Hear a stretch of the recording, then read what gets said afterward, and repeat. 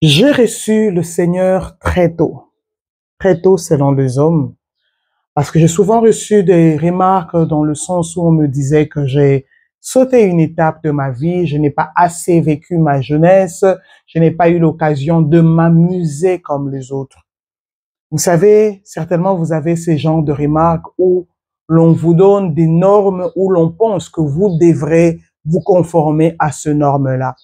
Je me rappelle quand j'étais en première année du cercle d'orientation, j'avais des amis qui faisaient la vie, comme on le dit souvent.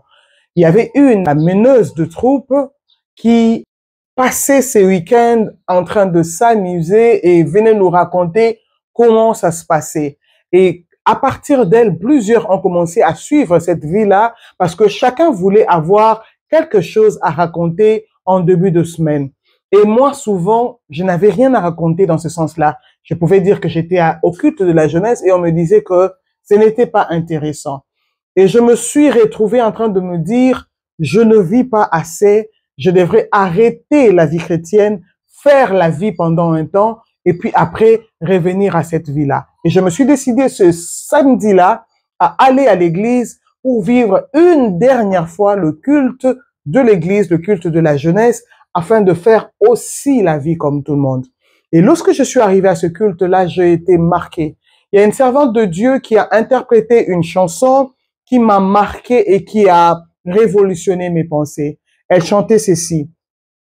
Car il y a un prix à remporter, de victoires à gagner. Ne te fatigue pas.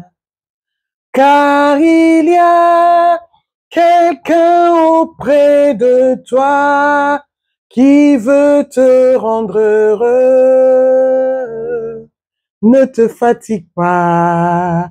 Il y a un prix à remporter, de victoires à gagner. Ne te fatigue pas. Et vous savez quoi? Lorsqu'on est arrivé à la fin de l'année, celle qui était meneuse de troupe est venue vers moi pour me dire, je ne t'oublierai pas. Je lui ai dit, pourquoi? Elle m'a dit, tu sais, tout ce que j'ai raconté aux autres là que je faisais, je ne le faisais même pas. J'ai raconté cela pour paraître spécial et quand les autres allaient faire ce que je disais, quand ils venaient avec l'histoire, c'est là que j'ai découvert ce qui se passe réellement. Vous vous rendez compte? Quelqu'un qui entraînait les autres à faire du mal sans qu'elle-même le fasse pour paraître spécial.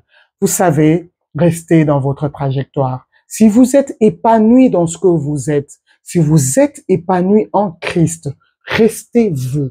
Ne vous déformez pas, n'essayez pas de faire des choses simplement pour plaire à tout le monde, mais être non en conformité, être non conforme avec vos convictions, être non conforme avec votre foi chrétienne.